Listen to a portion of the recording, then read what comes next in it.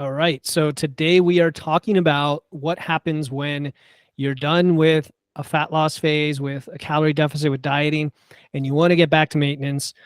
It sounds simple, right? You just stop dieting and there you go. But it's really at the crux of one of the biggest challenges people face is that we know that 95% of people don't maintain their weight. We just know that. That's what the data shows us. And to be fair, a lot of those people are dieting without doing all the things that we do, like strength training, and they don't necessarily have a plan in place. But regardless, what we want to do is avoid all the pitfalls and mistakes that come from transitioning out of this phase. So I'm going to go ahead and walk through what it looks like, the various emotions and physiological changes that happen when you go back to maintenance, how you get out of maintenance elegantly, I'll say. We're going to talk about hormones and appetite. We're going to talk about strength training, how it changes when you go back to maintenance, and then other things that we focus on as we get into this new life of living lean at maintenance, we'll call it. Okay, so the first question is what happens, right? So I'm going to unhide this stuff here. Two big things happen. The first is the reverse of what has been happening during your fat loss phase. As you've been losing weight, your body's been adapting, your expenditure has been decreasing, and this is caused by loss in mass. It's caused by hormones. And throughout that whole process, you've experienced the symptoms like hunger or lack of energy. So when you go back to maintenance, the reverse happens. Your body adapts upward. Your metabolism starts to recover. You readapt, you upregulate your hormones. It's a great thing. It's a good thing. It's one of the reasons we like going to maintenance. Even if we're in a fat loss phase and we take a diet break, that could be one of the reasons we do that. But this is what happens. The other thing that happens, and I want to get this right out of the gate, is that slight bump in weight. And when I say slight, it's relative to your body mass, but I'll see anywhere from 1 to 3 or even 4 pounds of weight being gained very quickly. We're talking within a matter of potentially a couple days, because you've increased your carbohydrates, which causes additional fluid retention, and you've restored the glycogen stores to their max, we'll call it. You know, you're fully saturating those muscles, you're pulling in the fluid. And that's all a good thing, but we don't want to get scared with that increase in weight. We want to understand that it's not fat regain. It is purely from fluid recovery. Okay, so this is one of the reasons when you go into a fat loss phase, I recommend overshooting the number. So if you're trying to get down to say 150 pounds, you know, maybe we aim for 148 pounds so that when we stop and it recovers, we're at the weight we were intending to be at. Okay. Now, let's talk about recovery dieting versus reverse dieting. Okay. Reverse dieting is the traditional concept of slowly increasing your calories as you get out of fat loss back into maintenance. But the evidence has shown us, and by the way, Eric Trexler is a big name behind this. He originated a lot of the research behind reverse dieting and finally concluded, based on all the evidence, that it's not necessary. So this is why I'm a big advocate of recovery dieting instead. And the idea of recovery dieting is, if you know what your current maintenance calories are, you just jump to those calories, period. Okay. If you don't know them, if you've been guessing this whole time or using calculators, chances are your fat loss phase kind of was probably not that smooth anyway. And, you know, we're not necessarily where we need to be to come out of it. In that case, it's going to be harder. If you're using something like MacroFactor, which I use and all my clients use, and by the way, there's a link here, you can go read more about it, then this is easy, because MacroFactor is keeping track of how many calories you burn as you go down in that fat loss phase. And where you used to burn, say, 2,200 calories, maybe now you're burning 1,500 calories. That's your current maintenance. So recovery diet is simply recovering to that dynamic maintenance immediately, okay? Whereas reverse dieting is slow. It's incremental.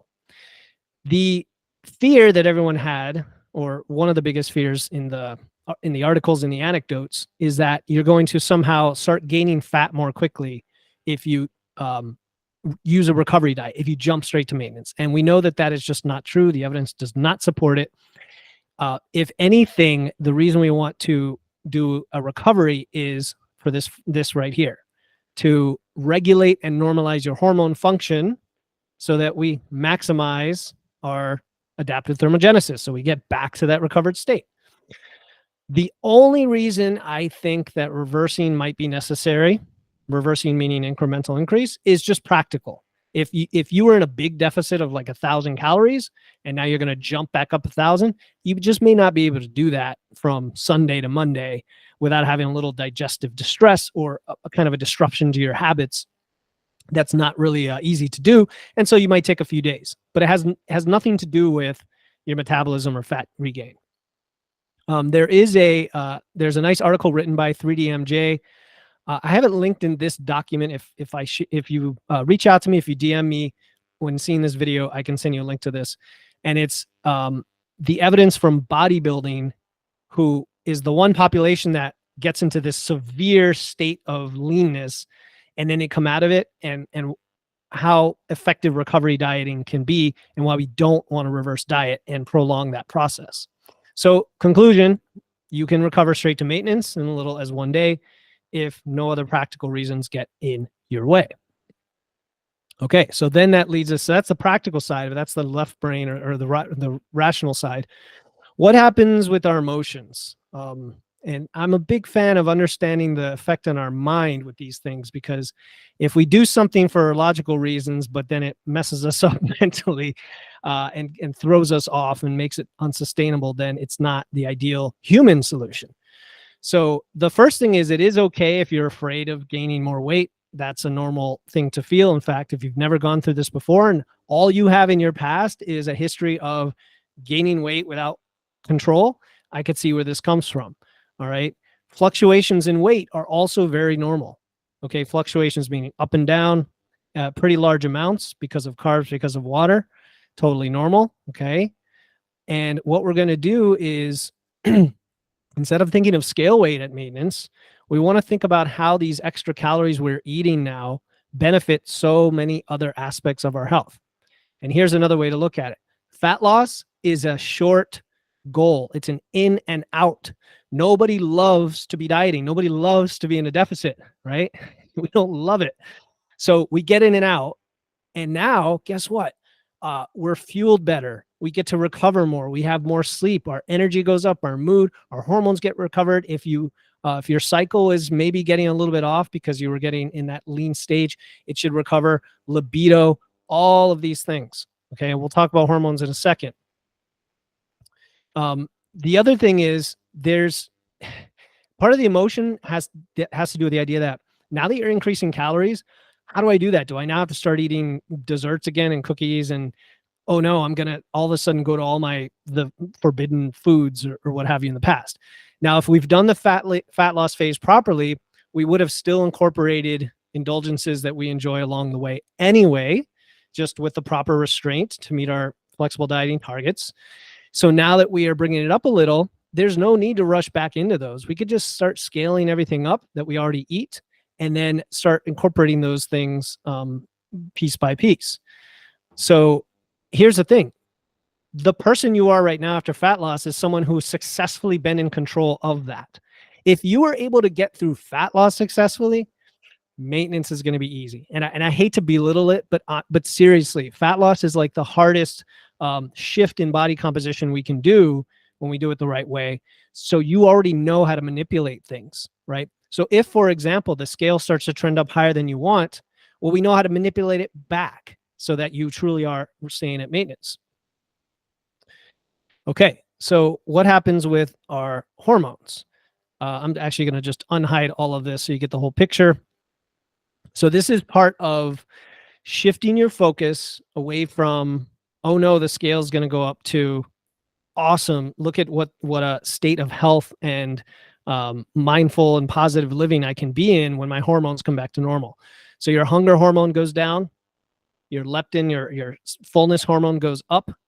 All of the hormones that regulate all of these things related to energy, mood, etc., are normalized. Your appetite should feel normal again. So during fat loss, no doubt you had hunger at some level. You had hunger, unless you're on one of the new GLP-1 agonists, which suppress your appetite. You should have had some level of hunger, and that's your body saying you're doing this the right way. Now you shouldn't. So if you get back into maintenance and you still have hunger after, say, a few weeks, that's something we would look at.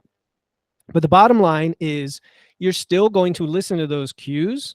You're still going to choose nutrient-dense, high-fiber foods, fruits, veggies, whole grain. And then when you're ready, when you're saying, okay, everything's at a nice, even clip here, I can have an indulgence and fit that in and kind of toggle the levels of my various macros and calories and continue to make it work. So you get a little more flexibility there. All right. Now, what about strength training? This is always an interesting one because when you go into a fat loss phase, a lot of people think that you have to use more reps or more volume to burn fat. And that's not the case at all. When we go into fat loss phase, if you've watched any of my other stuff, we want to keep the weight on the bar high. We want to keep training heavy within high intensity, but we're going to moderate the volume. We actually might reduce the volume potentially in your programming so that you can handle recovery, right? So when we come out of fat loss phase, it's just the opposite, okay? You've got more calories to work with now, which equal gains. You can hit new PRs. Your strength can come back. You're going to have more capacity to recover. You can do more volume. These are all the things we want to focus on and be happy about now that we're back into maintenance, okay? The fat loss phase is done. Enjoy what awaits. If you're still a newer lifter, let's say less than a year, year and a half of training, you're probably going to experience some body recomposition. So you just went through a fat loss phase, but you were effectively clipping your body's ability to build muscle. Now you're giving it the calories it needs to be in that anabolic environment. You may actually you are going to build muscle probably at maintenance, but you may also continue losing fat. It depends on how far you into this, but it's a nice place to be. So what you want to consider when you go back to maintenance is, how can I take advantage of this new well-fed environment? Okay. And this could be switching to a different program that has more volume. Let's say you were doing 3 days, now you do 4 days, or 4 days, now 5 days. Maybe more frequency. Now you could squat 2 or 3 times a week instead of 1 or 2 times a week. Maybe you could do extra variants of the lifts. Maybe you could do longer sessions. Okay. And even the intensity. So if you're doing like a one heavy day a week of squats, maybe you do a heavy and a medium day of squats now because you have more capacity to recover. All right. We don't want to overdo it, but we also want to push hard. And we want to take advantage of this. So listen to your body.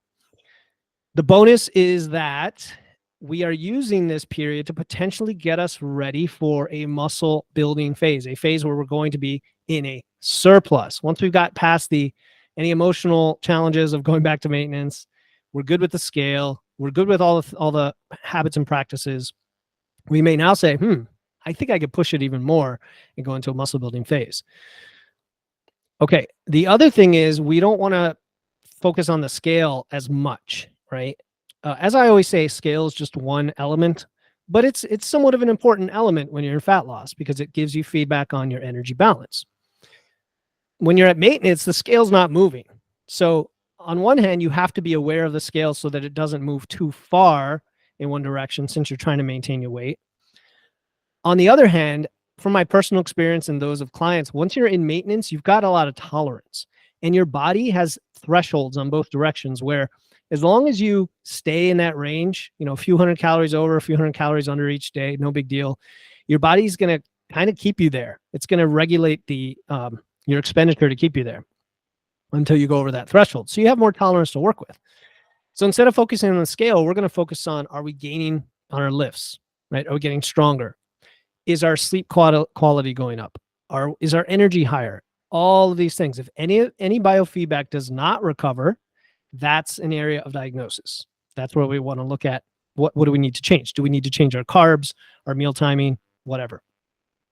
So I would keep tracking things that give you feedback, like your body measurements. So you can track the size of your biceps, or you can track body recomp with your waist size and so on.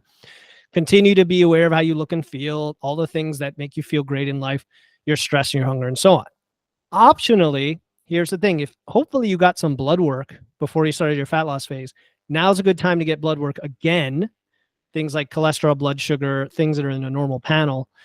Take your blood pressure, maybe even take hormone baselines, depending on if you've had a history of any hormone dysregulation, or you just want to see what this did to your hormones.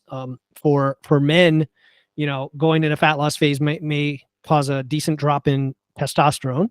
And now you're going to go back to maintenance. So after you get back to maintenance, take it again and see what it's done for those. I like to take blood work, at the top, at the bottom, after recovering.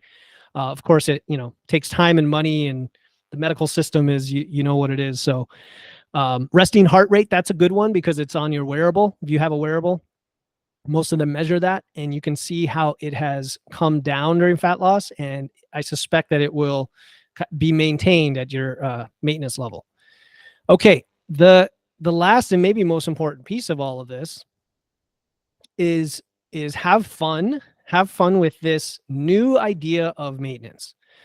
So before you learn to take control of your body and your body composition with all the principles and methods that we use at Wits and Weights, before you did that, there was a lack of control. There was a lack of emotional control and physical control over food choices and our weight and how we felt and our ability to lift and our strength and all these things. Now that you've gone through these phases, you have a massive increase in your agency and your empowerment for how your body performs, looks, and so on. So now living at maintenance is a whole new ballgame because you've done it. You've gone through the hard part. Now you get to experiment. You get to try new recipes, more food choices. You can incorporate other activities like dancing, hiking, swimming, all these things here. All the things not related to the scale. You're going to have a new sense of balance, right?